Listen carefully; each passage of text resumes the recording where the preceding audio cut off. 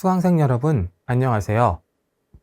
이번 시간에는 포항제철소의 건설 과정을 알아보도록 하겠습니다. 차관을 도입하여 설비를 구매하는 데 있어 설비를 직접 보기 힘들다는 점, 구입해야 하는 설비가 매우 많다는 점, 설비의 가격이 천차만별이라는 점 등 여러 가지로 큰 어려움이 있었습니다. 다행히 기술자문사에서 필요한 설비를 분류하고 가격, 성능 등의 조건이 맞는 설비 제작사들을 복수로 추천해 주어서 생각보다 쉽게 넘어갈 수 있었다고 합니다. 소결, 분괴, 열연 설비는 미쓰비시 그룹에서 공급하고 제선 설비는 이시가와 중공업에서, 제강 설비는 가와사키 중공업에서 공급하였습니다.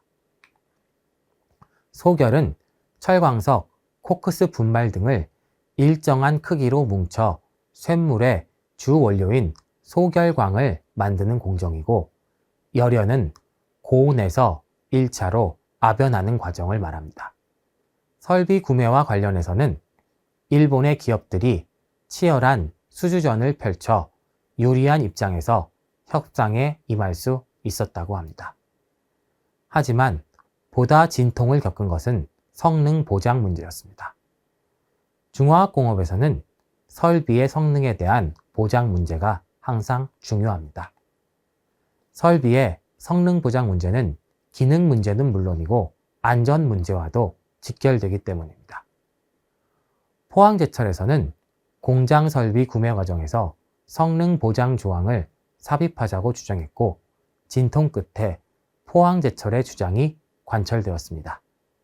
생산 제품은 열연 코일, 후판 등 가장 단순하고 기본적인 품목이었습니다. 포항제철소의 건설과 조업을 돕기 위하여 일본 기술자는 300명까지도 한국을 방문하여 현장에서 기술 지도를 했습니다. 포항제철의 기술자 또한 일본의 여러 제철소에서 장기 연수를 받으며 기술을 습득하였습니다. 한국에서 유례가 없었던 큰 규모의 고도의 기술이 동원되고 첨단 설비가 설치되는 사업에서 외국에서 들여오는 설비의 성능 점검과 공사 관리, 공사 품질 관리 등은 제철소의 건설의 성공 여부를 결정짓는 중요한 요인이었습니다. 포항제철은 협상 끝에 외국 설비 공급사로부터 설비를 들여오는 차관 공사 관리는 설비 공급자가 설비 감리, 즉 기술 감독 지도 개념의 감독 업무를 수행하고 설비별로 세부 업무 분담 명세서를 작성하여 책임 한계를 분명하게 했습니다. 또한 39개월에 달하는 공정을 빈틈없이 관리하는 데도 만전을 기했습니다. 이러한 공정관리는 향후 원료 도입과 생산 과정에서 큰 도움이 됩니다. 포항제철이 완공되면서 철광석 등의 원료 공급이 필요하게 되었습니다. 철광석과 석탄을 호주에서 도입하는 과정에서 호주의 원료 공급 업체들은 부정적인 반응을 보였습니다. 개발도상국에서의 제철소 사업은 성공 가능성이 희박할 뿐만 아니라 성공하더라도 공사 기간이 6개월에서 1년 정도 지연되는 것이 일반적인데, 포항제철의 주장만을 믿고 원료를 생산했다가 적기에 공급하지 못하게 되면 막대한 손실을 볼 수 있다는 이유였습니다. 포항제철은 포항제철에서 요구하는 대로 실행했다가 손해를 본다면 그 손해를 한국 정부에서 책임을 지겠다는 대안까지 제시하며 협상을 했습니다. 포항제철의 경우 공사 기간에 지연이 없었고 원료의 도입도 일정대로 이루어질 수 있었습니다. 최초의 포항제철 제품은 유류 저장 탱크 제작용으로 사용됩니다. 그리고 조선용 철판과 고압 보일러, 교량 및 댐 건설용 강판을 생산하여 수입 대체 효과를 가져오게 됩니다. 그리고 포항제철은 조업 4개월 만에 정상 조업도를 달성하고 1년 차에 흑자를 달성하는 기업이 됩니다. 여러 논란이 있었지만 포항제철 1기에서 도입한 대형 고로와 LD 전로는 당시 기준으로는 최신 설비였고 경쟁 설비인 전기로나 평로에 비해 매우 높은 생산성과 효율성을 보여주었습니다. LD는 오스트리아의 린츠 제철소와 다나비츠 제철소의 앞 글자를 딴 제강법의 이름인데 1960년대 이후에 전 세계에 보급돼 오늘날의 지배적인 제강법으로 발전하게 됩니다. 경제 발전으로 인한 한국의 철강제 수요는 매우 높았고 포항제철은 바로 2기 공사를 추진하였습니다. 앞서 설명한 것처럼 철강산업은 경기에 매우 민감하였기 때문에 바로 확장 공사를 실시하게 되는 것입니다. 포항제철의 2기 설비 역시 1기처럼 일본과 협력하여 도입할 예정이었으나 한국과 일본의 관계가 악화되면서 차관과 기술을 유럽에서 도입하게 되었습니다. 일본에서 유럽으로 수입원이 변경된 것은 결과적으로 설비 수입원을 확장하는 계기가 되었습니다. 냉연 설비가 추가되어 고부가가치 철강 제품을 생산할 수 있는 기초를 갖추게 되었습니다. 냉연 강판은 열연 강판을 상온에서 압연한 제품으로 두께가 얇고 표면이 미려하여 가공성이 뛰어납니다. 연속 주조 설비의 도입은 불량률을 낮추고 제품의 표면 품질 향상으로 이어졌습니다. 1976년 5월 156만 톤 규모의 포항제철 2기가 완성되자 제강 능력은 총 260만 톤으로 증가했습니다.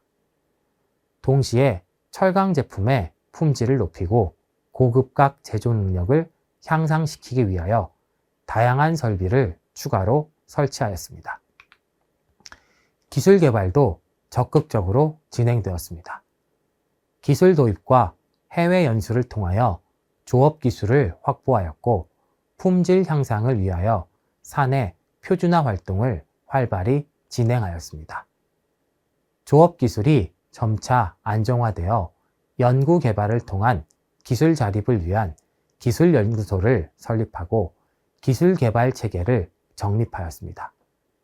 조업 기술로는 해외에서 고압 조업, 고온 송풍 등 새로운 기술을 도입하고 높은 수준으로 활용하여 선진국과 경쟁 가능한 제품 품질을 달성하였습니다. 하지만 제품의 개발과 다양성 측면에서는 어려움이 많았습니다. 당시 국내 자동차 생산 과정은 일관 체제를 구축해가고 있었는데 자동차의 생산에 사용되는 냉연 강판과 구조용 탄소 및 합금 강제는 대부분 수입에 의존하였습니다. 하지만 자동차 소재의 자급이 조금이나마 시작되어 자동차 외장용 마일드 강제 중 일부는 국내 강제가 사용되었습니다. 마일드 강제는 탄소를 기반으로 하는 강철 합금인데 탄소 함량 때문에 가공하기가 훨씬 쉽고 가볍습니다.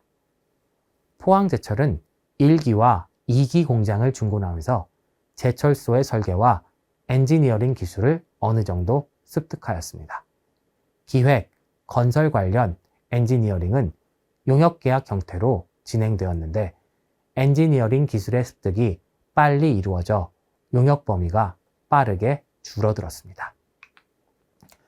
포항제철은 1기 공장 건설에서 예비 엔지니어링 작성에서 시작해서 전체 기획, 설비 구매, 건설, 조업까지 모든 과정을 저펜그룹에서 도입하였습니다. JG는 1970년 1월 연구 보고서와 예비 엔지니어링 담당반의 현지 조사 결과에 기초해 103만 톤 규모의 제철소 건설에 필요한 기본 사항을 망라한 예비 엔지니어링 보고서를 작성했습니다. 포항제철이 1970년 3월 접수한 이 보고서는 원료 및 제품 흐름과 동력 등에 관한 기초자료, 주설비 용량과 기초사양, 설비 배치 계획, 건설 공정, 건설비, 조업 인력 소유에 대한 참고사항, 그리고 건설 장비에 대한 조언 등을 담고 있었습니다. 체결한 기술용역계약은 8월 외자 도입 심의위원회를 통과함으로써 정식 인가를 받았습니다. 계약은 용역 범위를 건설 전과 후 두 단계로 나눠 건설 전 단계에 대해서는 상세하게 규정하고 건설 후 단계에 대해서는 원칙적인 사항만 명시하고 추후 다시 협의해 상세한 사항을 규정하기로 했습니다. 계약이 규정한 용역 범위를 살펴보겠습니다. 제철소를 구성하는 설비를 다음에 19개 설비로 구분 한정하고 이들 설비에 관련된 용역을 제공한다. 기술용역계약 1단계 용역은 기획, 검토, 기기구매, 건설공사, 토목공사, 직원 연수를 주요 내용으로 한다. 기술용역계약 2단계 용역은 실제 공장을 건설하고 조업하는 데 필요한 범위로 한다. 포항제철은 거의 모든 설비와 건설 및 조업 용역을 일본으로부터 도입한다는 점을 고려해 일본 일변도에서 파생할 수 있는 문제를 보완하고 용역에 객관성을 부여하기 위해 1970년 4월 14일 호주 BHP와 별도의 기술 용역 계약을 체결했습니다. 이 계약에 따라 BHP는 JG가 작성한 예비 엔지니어링 보고서를 검토했으며 일본 공급사와의 구매 계약에 대해서도 조언했습니다. 1971년 10월 24일에는 키스트와 용역 계약을 체결했습니다. 내용은 건설 계획 단계부터 조업 단계까지 전반적인 사항을 검토 조언하는 장기 기본 계약과 연도 실시 계획으로 구분됐습니다.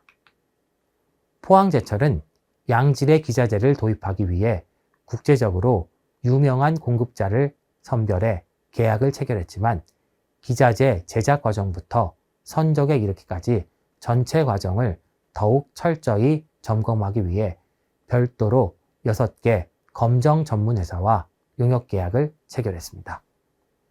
포항제철의 설비 계획은 1969년 12월 채경된 JG와의 예비 엔지니어링 협정에 따라 JG가 작성한 예비 엔지니어링 보고서를 기초로 구체화한 계획이었습니다.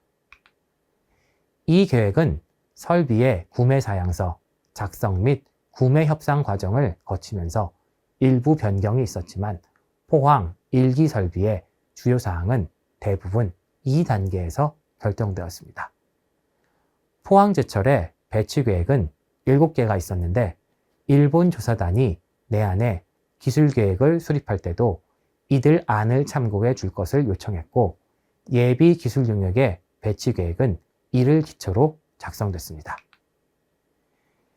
예비 기술 용역의 배치 계획은 이후 실질적인 공장 배치 계획으로 사용됐으며 5차례의 조정을 거쳐 1972년 12월 말 포항 1기 배치 계획으로 최종 결정됐습니다. 포항 1기 배치 계획은 초기 용량 연산 103만 톤에서 최종 500만 톤으로 확장 가능하도록 수립했습니다.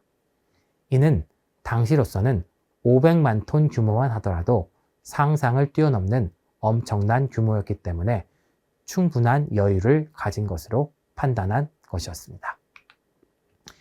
1기에서는 거의 모든 작업을 외부에 의존해야 했지만 2기 공장 건설에서는 저펜그룹의 검토를 받아 일반 기술 공통 내역서 작성, 제작자 견적 내역서 검토, 구매 업무 추진과 건설 계획서 작성은 직접 수행하였습니다.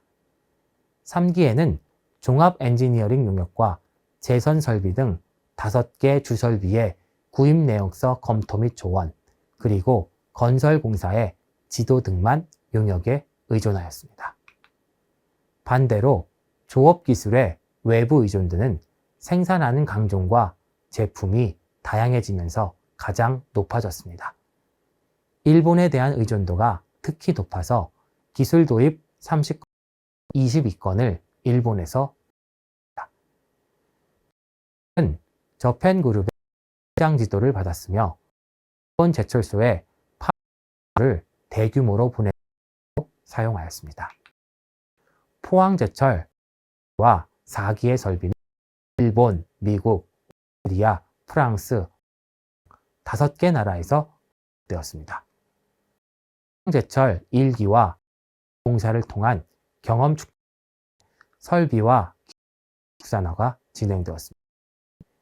1기에서는 소재류인 일본 소형 구조물을 국내에서 조달하여 3.5%의 달성하였습니다.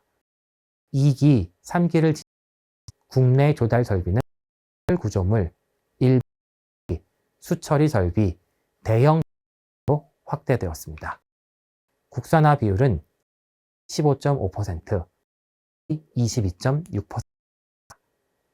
4. 플랜트 설비로 수배전 설비, 처리 설비, 등이 국내에서 습니다. 4기 1차 15.1%, 41.5% 높아졌습니다.